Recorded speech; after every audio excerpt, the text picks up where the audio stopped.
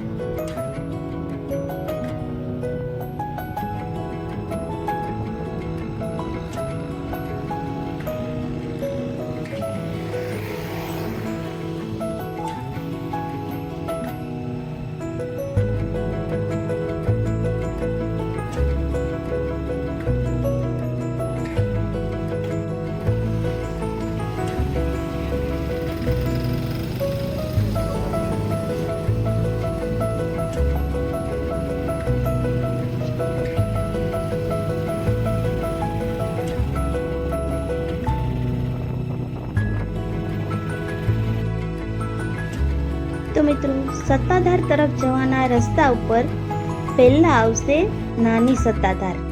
અહીં તમે દર્શન કરી શકો છો.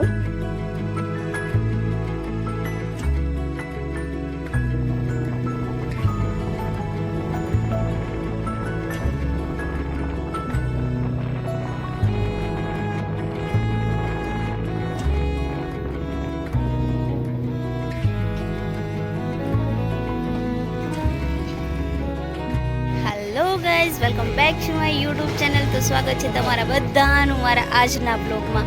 સો મિત્રો, હું આજે આવી ગઈ છું સત્તાધાર આપા ગીગાના પવિત્ર ધામ પર, અને તમને બી મારી સાથે લઈ જાઉં છું, મંદિરના દર્શન કરાવું છું. Let's go guys.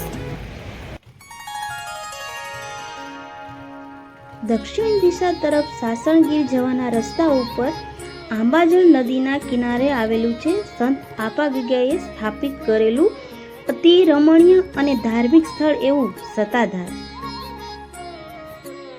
સત્તાધારની જગ્યા ઉપર ઘણા સંતો થઈ ગયેલા છે, જેમણે માનવ સેવા, ગૌ સેવા, અન્ન સેવા જેવા અનેક કાર્યો વર્ષોથી સોરઠધરા માટે કર્યા છે અને શ્રદ્ધાળુઓ માટે પરચા પણ પૂર્યા છે.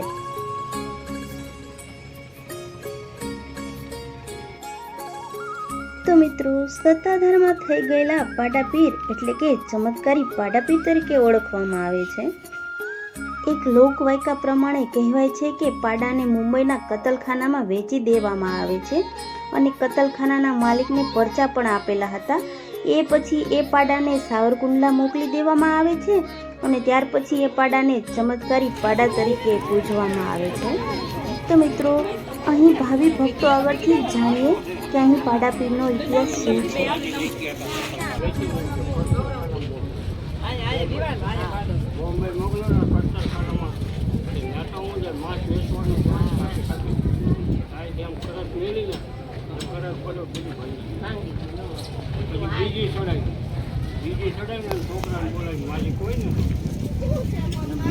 બીજા છોકરાને બોલાવી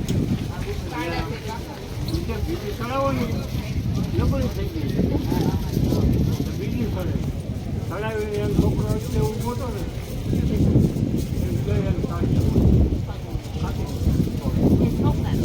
એને ખબર પડી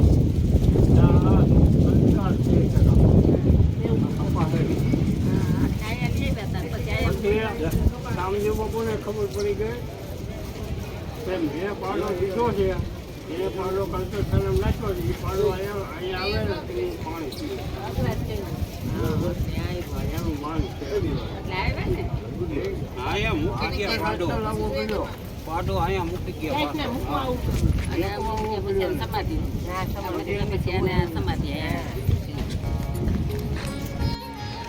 તો મિત્રો, અહીં મોટી એવી ગૌશાળા પણ આવેલી છે.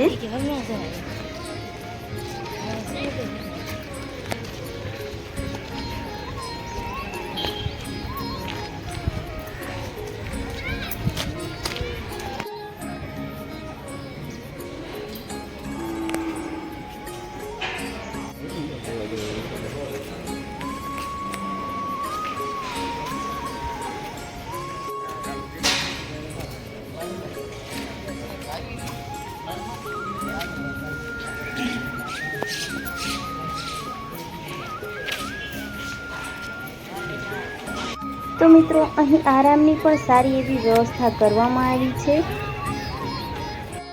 તો મિત્રો અહીં શૂટિંગ અલાઉડ નથી, એટલા માટે અમે તમને મંદિરના દર્શન નહીં કરાવી શકીએ.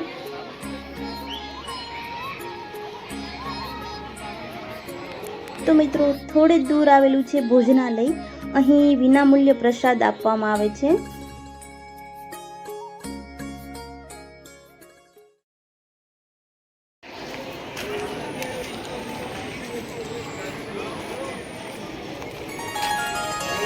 તો મિત્રો આ જગ્યા પર બિલેશ્વર મહાદેવનું મંદિર પણ આવેલું છે.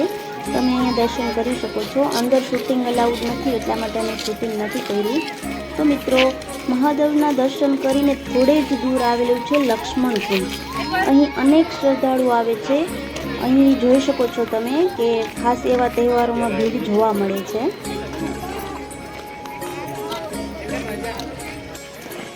તો મિત્રો અહીં આવેલા લક્ષ્મણ કુંડ પર લોકો અહીં સ્નાન કરવા માટે પણ આવતા હોય છે.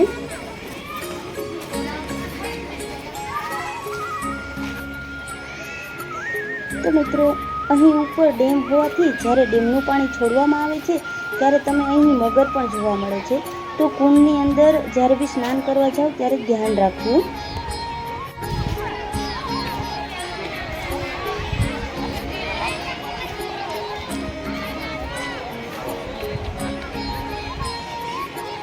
નાવાનું છે.